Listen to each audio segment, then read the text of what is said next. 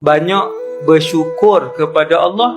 Bila Allah bagi nikmat boleh beribadat, bila tangan kita boleh pegang tasbih, kita boleh selawat, puji Allah. Terima kasih ya Allah, pilih aku di kalangan mereka yang mengabdikan diri kepada kamu. Alhamdulillah, puji Allah, sebut Alhamdulillah. Sebab Alhamdulillah ni pengikat nikmat.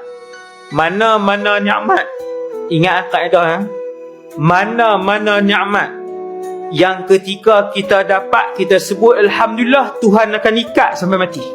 Tapi apa? Wa qalilun min ibadiyas syakur.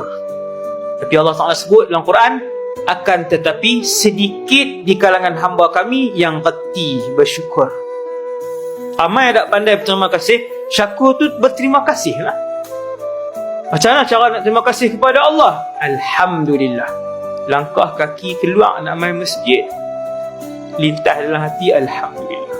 Terima kasih wahai Allah, pilih aku daripada ribu hak tu ada di taman ni. Terima kasih wahai Allah.